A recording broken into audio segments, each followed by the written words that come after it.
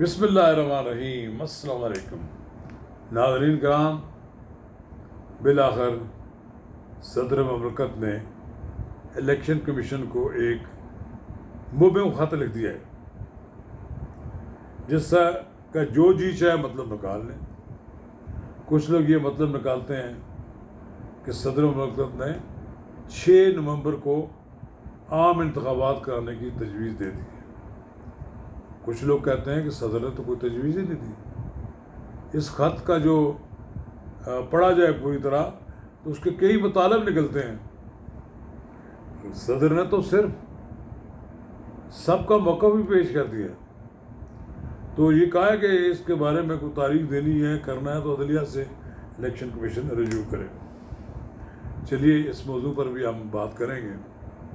ناظرین کرام، قبل اس کے ہم آگے بڑھیں، اگر آپ نے میرا یوٹیوب چینل نواز رضا کے ساتھ اب تک سبسکرائب نہیں کیا تو برائے کرم اسے فوری طور پر سبسکرائب کریں، لائک کریں اور اب آپ کے ساتھ شیئر کریں۔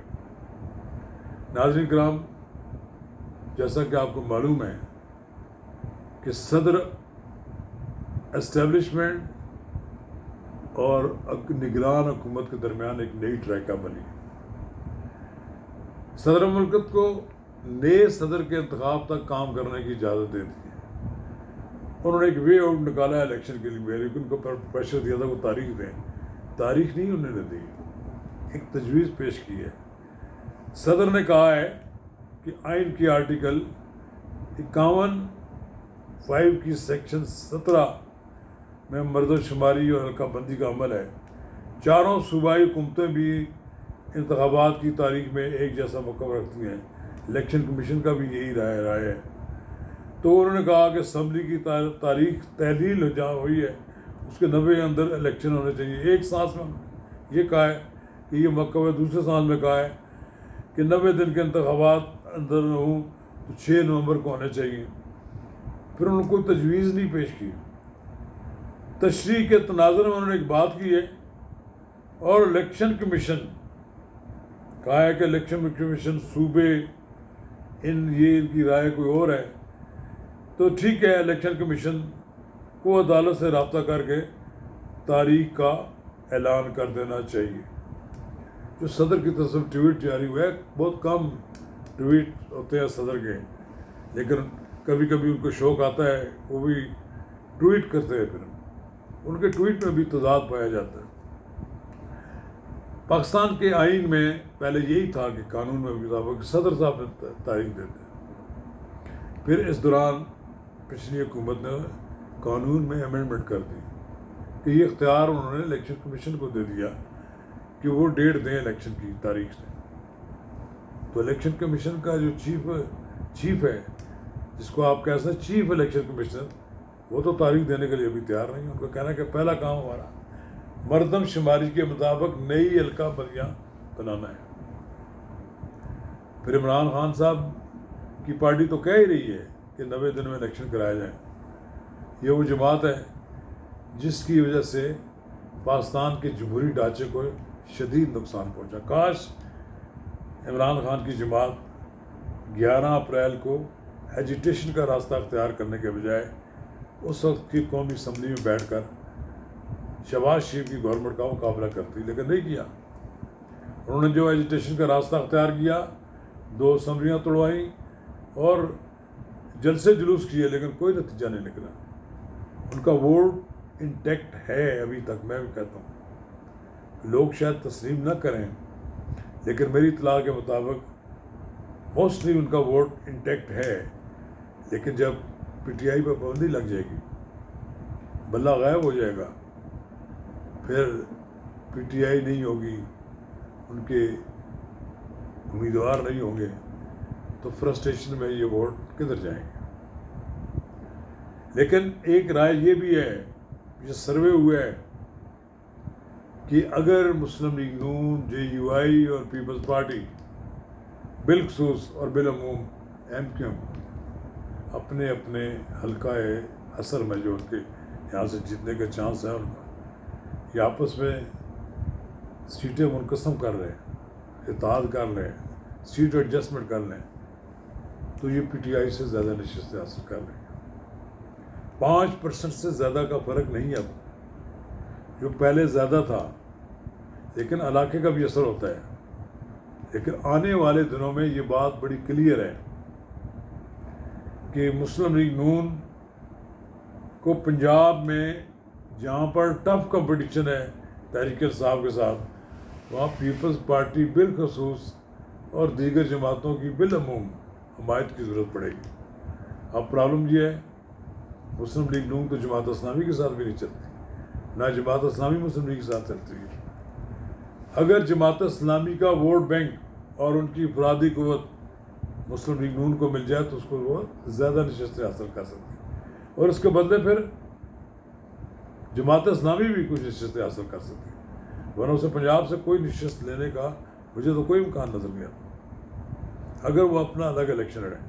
ہاں، اگر وہ مسلم لیگ نون جو ان کی فطری اتحادی جماعت ہے، اگر وہ الیکشن لڑیں مل کر تو کچھ نشستیں جماعت اسلامی بھی لے سکتی ہے، اور اس کے بدلے مسلم لیگ نون کو زیادہ نشستیں ملیں گی. ابھی عمران خان کی قسمت کا فیصلہ تو نہیں ہوا. ان کی سیاسی قسمت کے بارے میں ابھی تک لوگ پر امید نظر آتے ہیں. جب امیدیں ٹوٹ جائیں گی، سیاہ اندھیرے پھیل جائیں گے، پھر جیل سے چیخو پکار کے سوا کچھ سنائی نہیں دے گا. عمران خان کی پھر چیخو کو باہر پکار سے لوگ اٹک جیل کے اندر ہی لوگ سنیں گے. یہ اٹک کے بارے میں کل سید ظفر علی شاہ نے کہا تھا کہ اٹک بڑا امپورٹنٹ ہے. میں نے کہا ٹھیک کہتے ہیں شاہ صاحب، یہ اٹک اگر آپ کے لیے امپورٹنٹ ہے تو پھر اٹک کے قلعے میں نواز شریف بھی رہا تھا، اور بالآخر ساری پابندیاں توڑ کے وہ نکل گیا تھا. آپ بھی اپنے لیڈر کو کہیں کہ وہ ریئلسٹک ہو جائے. ان کے سامنے جو آپشن رکھے گئے ہیں ان آپشن پر وہ غور کریں، اور اپنے آپ کو یہ نہ ثابت کرنے کی کوشش کی کہ وہ 1000 سال جیل رہ سکتے ہیں. ان کے لیے زیادہ دیر جیل رہنا بڑا مشکل ہے. اس کی بنیادی وجوہات ہیں، وہ کبھی جیلوں کے رسیا نہیں رہے، شوقین نہیں رہے. جیلوں میں رہنے والے لوگ بڑی خاص قسم کے لوگ ہوتے ہیں جن کی بناوٹی کچھ اور ہوتی ہے، جو مصائب برداشت کر کے لطف لیتے ہیں.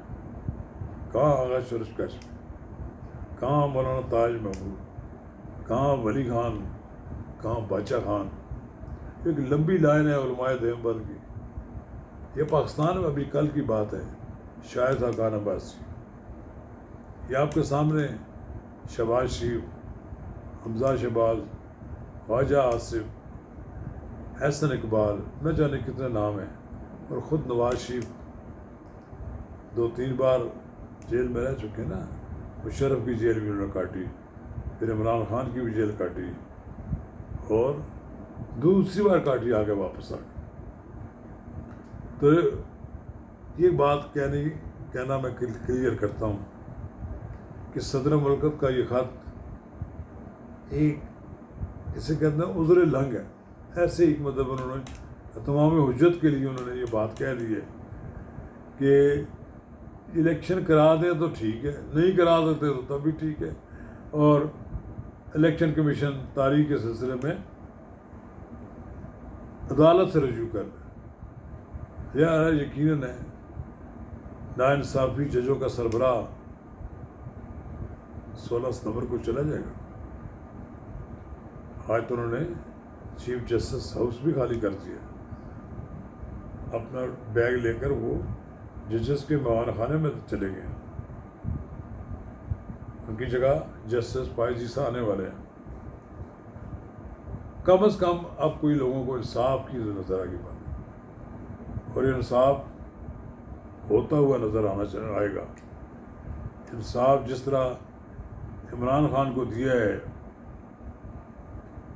چیف جسٹس عمر عطا بندیال نے، وہ پاکستان کی تاریخ میں ایسا انصاف کہیں نہیں ملا کہ جج بلا بلا کے کہتے آئے ہمارے پاس ہم مقدمات سنیں گے. یہی کام انہوں نے نواز شریف کے وقت کیا، یہی کام انہوں نے اب کیا. ہماری عدلیہ اپنا وقار کھو بیٹھی ہے. لوگ انہیں کوئی عزت و وقار کی نگاہ سے نہیں دیکھتے. کاش کوئی جج آ جائے، جسٹس اے آر کارنیلیس آ جائے، جسٹس بھگوان داس آ جائے، اسی طرح جسٹس کیانی کوئی آ جائے، تو پھر انصاف کے بول بالا بھی ہوگا. اور پھر بہت سی ایسی باتیں جو ماضی میں ہوئی ہیں ان کے اوپر سے واش آؤٹ ہو جائے گا، چیزیں دھل جائیں گی تو لوگ زخم بھول جائیں گے. ورنہ جتنے زخم جسٹس عطا بندیال کی عمر عطا بندیال کے دور میں عمران خان کے سیاسی مخالفین پر لگائے گئے ہیں، اس کی کوئی مثال نہیں ملتی. شکریہ.